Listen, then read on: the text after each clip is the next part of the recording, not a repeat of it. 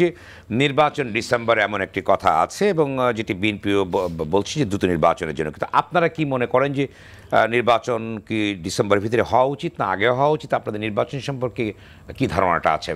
নির্বাচন দেখুন ডিসেম্বরে হবে না আগে হবে না পরে হবে এটা নিয়ে বিস্তর আলোচনা হতে পারে, হবে, কিন্তু আমাদের বক্তব্য এবং কথা পরিষ্কার। নির্বাচন করার জন্য যে ধরনের পরিবেশ পরিস্থিতি দরকার সেটা এই মুহূর্তে বাংলাদেশে এক্সিস্ট করে না, সেই পরিস্থিতি বাংলাদেশে নাই। এই পরিস্থিতি তৈরি করার দায়িত্ব এই সরকারের। সরকার যদি এই জায়গায় ব্যর্থ হয় তাহলে তাদেরকে তাদের স্টেপ নিতে হবে। আমরা জনগণ বারবার বলে আসছি যে আমরা বিগত 12টি নির্বাচনে দেখেছি এরকম লম্বা আর্টিফিশিয়াল লাইন তৈরি করে মানে অন্যের ভোট আরেকজন দিয়েছে ইত্যাদি ইত্যাদি, এরকম কোন পরিস্থিতি আগামীতে আমরা আর দেখতে চাই না।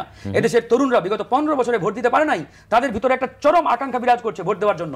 তো আমরা চাই জনগণের নির্বাচন চাচ্ছেন আপনারা, এটা তো সরকার ঠিক করবে। আমরা বারবার আকাঙ্ক্ষা কি?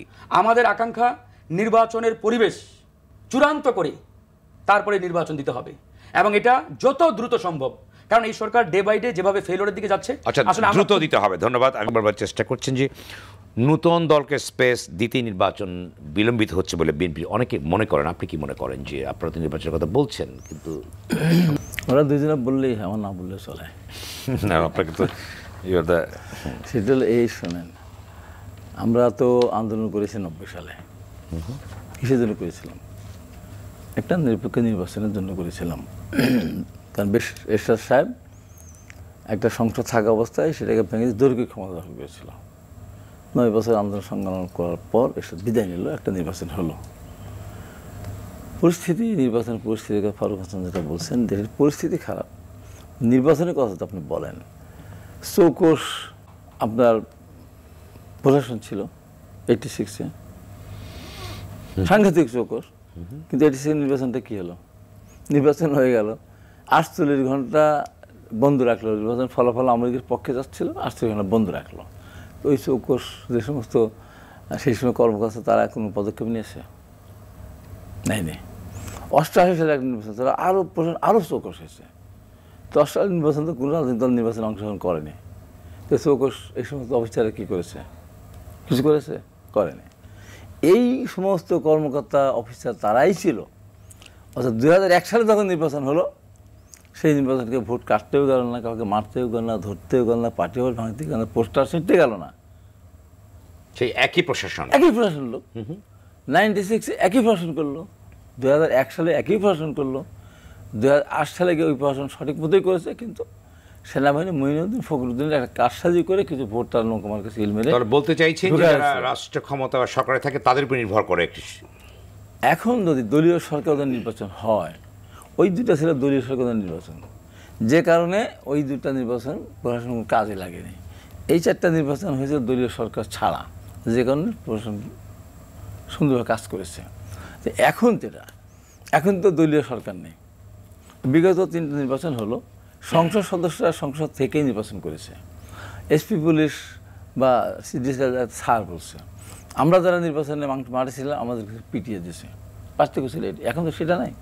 অর্থাৎ এখন যে প্রশাসন আছে, এই প্রশাসনই যদি নির্বাচন অংশগ্রহণ করে, ফলে আপনার কত সংস্কার করা লাগবে, একটা সংস্কার করা, আর কিচ্ছু লাগবে না।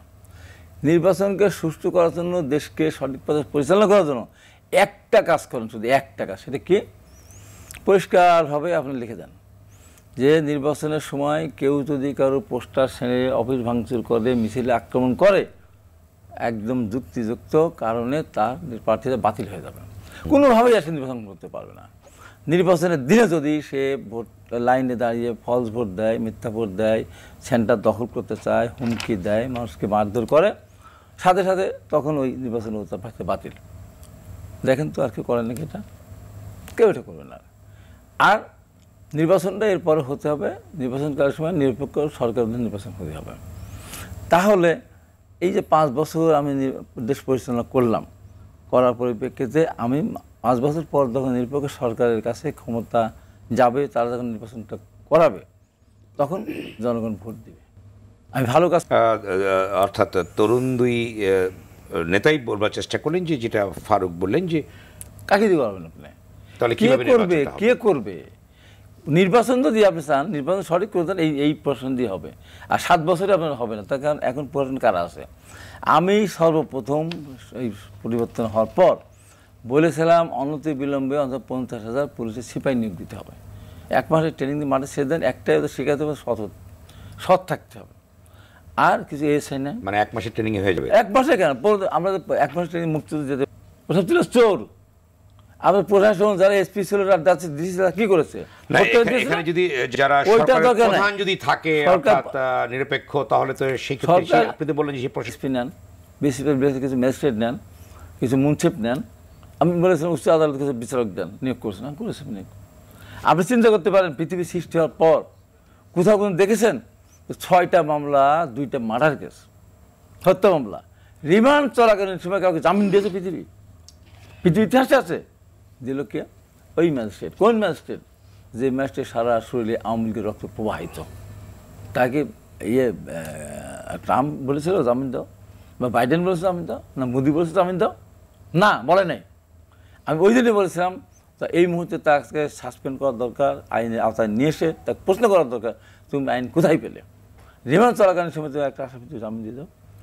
ওই জন্য বলেছিলাম বিচারক নিয়োগ দেন, তাহলে মানে অত ট্রেনিং দরকার নেই, অত ট্রেনিং দরকার নেই। এখন একটাই দরকার, সে সততা ছাড়া। আপনি কি মনে করেন যে বাংলাদেশের মতো একটি উন্নয়নশীল দেশে, যেখানে গণতন্ত্রের বেকার সমান, সেই সমস্ত দেশে সরকারের ইচ্ছা ছাড়া, প্রধানদের ইচ্ছা ছাড়া প্রশাসন নিরপেক্ষ নির্বাচন করতে পারে বলে কি আপনি মনে করেন? অতীতের সে উদাহরণ কি আছে? না, প্রশাসন সরকার চাইলেই হবে।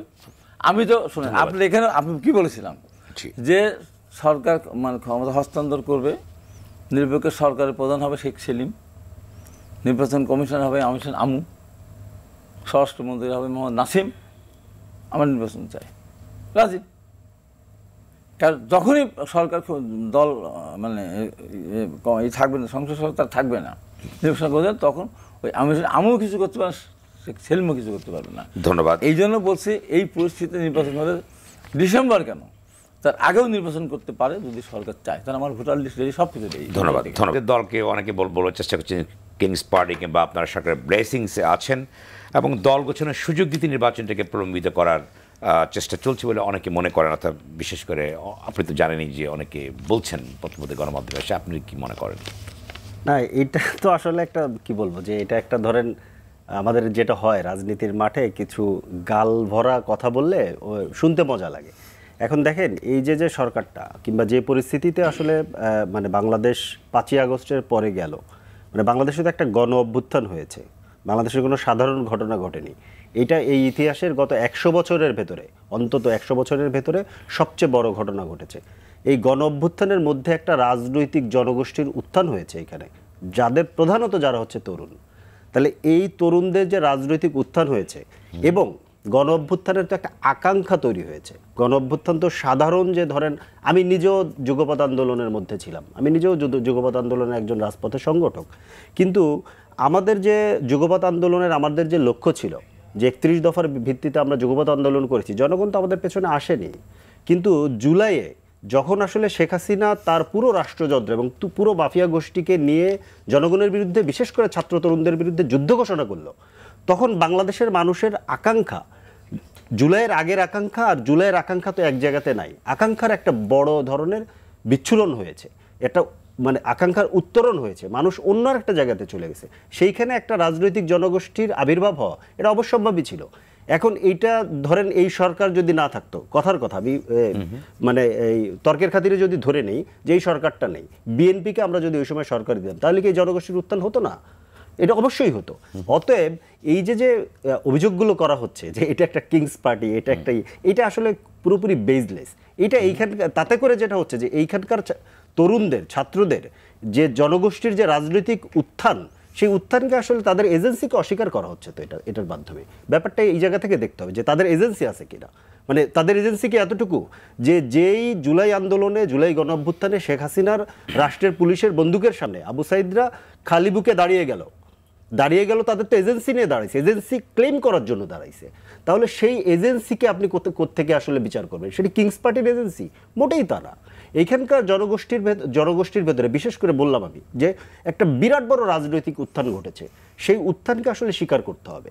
যদি এইখানে এই সরকার নাও থাকতো, যদি অন্য কোনো সরকারও থাকতো, কিংবা ধরেন আল্লাহ না করুক যদি জুলাই গণ অভ্যুত্থান ফেলও করতো, তারপরেও যে জন উত্থান ঘটেছিল, এইটাকে কোনোভাবেই বাংলাদেশের কেউ